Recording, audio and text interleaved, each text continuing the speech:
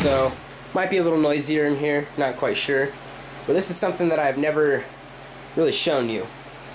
My basement flooded, and my 125-gallon had to move. There was water all underneath it. The stand was practically ruined. Had to move. And there are some fish that I just could not part with. Sadly, I did have to give up my first large Central American cichlid. My Jack Dempsey. I'm not going to cry, don't worry. I had to get rid of him. I did also have to get rid of my second, which was my Oscar. They're some of my favorite fish I've ever owned. Had to get rid of that whole tank, essentially. But there are some things that I just never see that I could not part with. One of those things was this Lima shovel-nose catfish. This is a 55-gallon tank, and I feel bad every second keeping them in it. But they're not too big to be in it, is what I'm trying to say. They fit in it. I just wish they didn't have to be in it. And this is my Synodontis catfish. I could not part with them, and I also could not get rid of... Oh, that filter. I'll probably need to get rid of that. Could not get rid of my bristlenose catfish. I just said catfish, but I meant suckerfish. This is a male. If you didn't know, gigantic bristles. I think there's 4 or 5 in here. That's a female. And there's another male and another female in here. Also, look who's out. What a surprise. My peacock eel. They're not real eels, in case you didn't know. And I've got one medium-sized Plecothemis. I just butchered that. Oh well. In there as well. And it's not why I'm really showing you this. The real reason I'm showing you this is to show you what you can do with plants for biological filtration. These are not an aquarium plant. These are Pothos vines. Let me show you what you normally do with a Pothos vine. That's what you normally do with a Pothos vine right there. But these things have been thriving. New buds. This is pretty much all new. It started off as that down. All this is growing. That's growing. Alright. Though they will work as an aquarium plant. They do work well. I don't do water changes.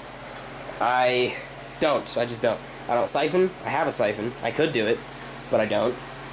And I don't take any water out. It all just evaporates because, you know, I don't have a lid. But I also like to keep plants in my filters. I've got an arrow in there that is slowly dying. But, you know, it's whatever. I mean, its root system really took off. For the most part, I'll propagate plants in here. In case you didn't know what that was, it's when you take a trimming of a plant. Like if I were to come into my white tree frog enclosure and I were to cut this off right here, or cut some of this off right here, and then take my cuttings and stick them in water, that's what propagation is. That's how you get a root system growing. Now, to the really big thing that everyone noticed. This whole half of my tank. Water lettuce. Thing I can't remember, I'm sorry. I just cannot remember what that is called. And duckweed 4 days. And one really big arrow that's starting to flower. Really good for my allergies in here, in case you didn't know. Here's the root system to that arrow. And the roots to this thing are gnarly. They're growing up everywhere.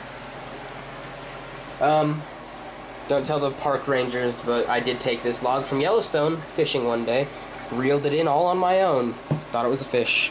This is not a fish. Don't worry, I cleaned it, baked it, the whole 9 yards. I thought it was a cool addition. Just thought I would show you guys this, since, you know, it's been so long since I updated. And I'm gonna sneeze. Oh god. I'm okay. So that's pretty much it for this, and I can feel another sneeze coming. But I'm a man. So, oh boy. Next update I'm going to do is my white tree frog. You can see him right there. He likes to hide there for some reason. Planted enclosure. His name is Fred, and I painted him back there.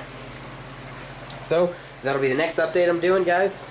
I've already updated my breeding pair of Savannah monitors, purple albino reticulated python. I just did my fish, in case you weren't watching. And I might do something else, who knows. So, if you haven't already, subscribe so you can see all that cool stuff, and I'll see you guys next time.